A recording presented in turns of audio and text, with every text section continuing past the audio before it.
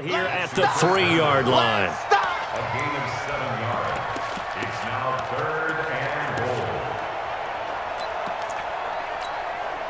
goal. A lot of tired bodies on that field, but this is a big play, 3rd and goal. Out of the shotgun, here's Darnold.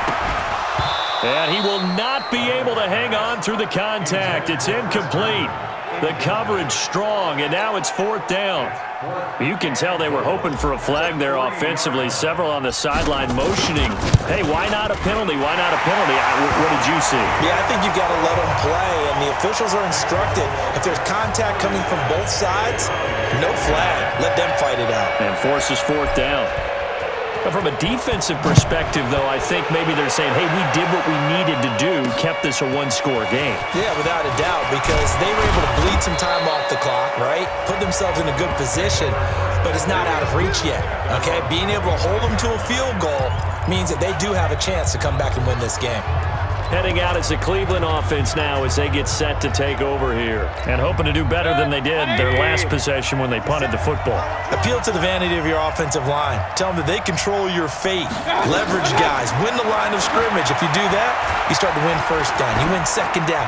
And guess what? You start accumulating 1st downs. And that's what they need in order to not punt the ball again. They're throwing to start the drive, but that one incomplete. Got out of the pocket. Didn't look like he had anybody open, Charles, so just gets rid of it. And a good play by him. If no one's open and you don't have a running lane that you want to take, make the right choice. Get rid of it. Live to fight another down. Now, meanwhile, here's a 2nd down throw that's knocked away and incomplete. The linebacker, C.J. Mosley, there in coverage.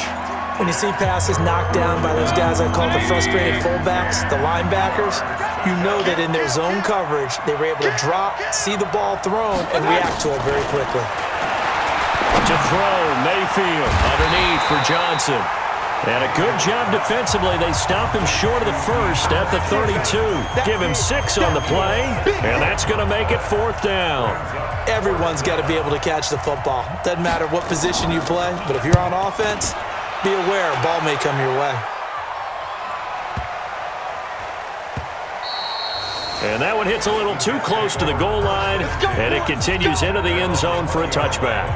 New York set to take the field.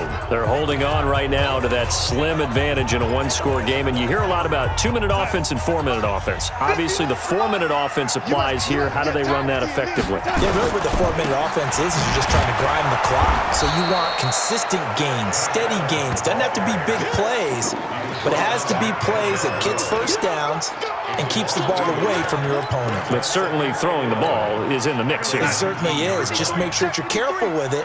And again, get those 1st downs, keep possession of the football. On 2nd and 11 now. Darnold. Now they set up the screen. That's complete. And he'll get this up to the 34-yard line. Give him 15 yards on that one, and the Jets move the chains. Another nice pickup through the air, and I think a lot of people might expect them to run the ball in this situation, Brandon, but with this lead, they're electing to throw the football. Swings, slants, quick outs, things that they consider safe.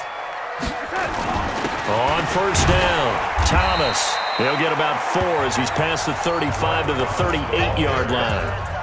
I have to chuckle to myself a little bit, Brandon, because right now I could be in that huddle with that offensive line, and I know exactly what they're saying. If you call a pass play here, we're going to call a timeout. Run the football. We got control of this thing. Get him behind us and let's go. Their time to shine. And he's going to have to protect the football and take his lumps here at this stage of the game as they stop him behind the line.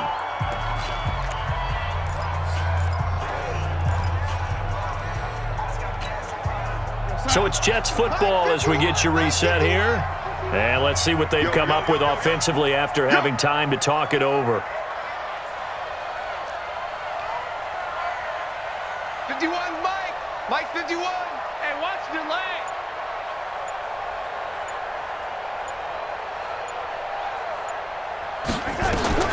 Now Darnold. And he's got a noon one. And quickly we're going to get another stop here with 1:54 left as they call the timeout defensively.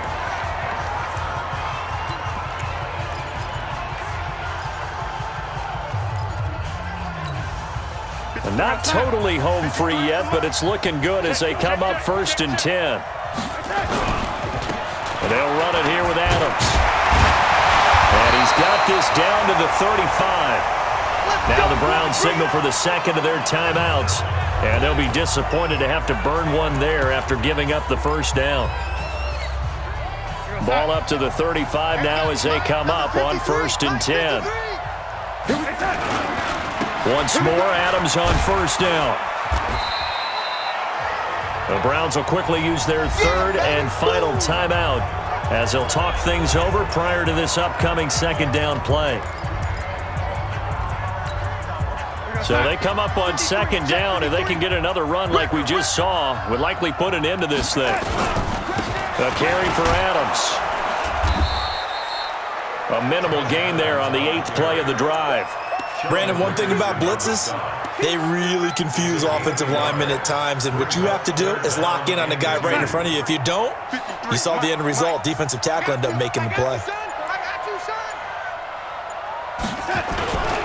On 3rd down, Adams. Well, this is going to depend on the spot, but it's not a very generous one. He looks to be about a yard or so short. He needed 3. He got 2. Now that'll set up an interesting situation here on 4th and a yard.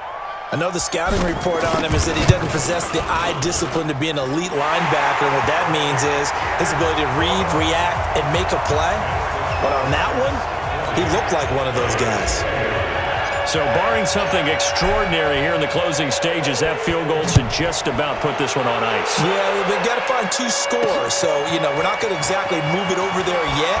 It can be done, but, boy, it's going to be a little bit of a stretch for them, isn't it? Yeah, they would have to move incredibly quick and have some luck, too. Mayfield and the offense now. Down by 11, 30 seconds to go. And their undefeated season about to go by the wayside, barring a late miracle. Now a play fake here on 1st down. And the tip there altered the ball flight, and it falls incomplete. It'll be 2nd down. From the 24, they'll go again on 2nd and 10. Here's Mayfield. And his throw here's incomplete. The safety Marcus May in there on the coverage.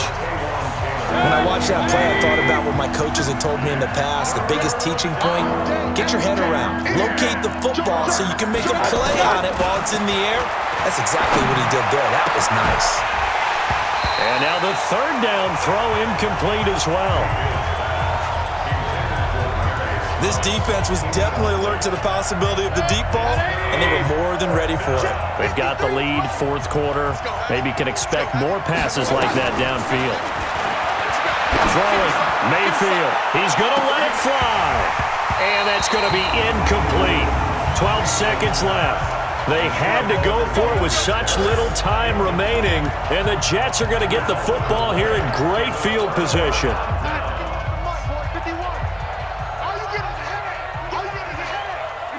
They'll go ahead and take the knee here, and the unbeaten season will continue.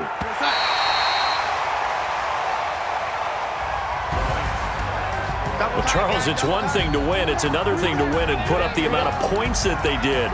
Boy, were they clicking on offense. They can't help but feel great about themselves, can they? I mean, what a game to put up that number of points, continually feeling like they're moving the ball and things are working and clicking.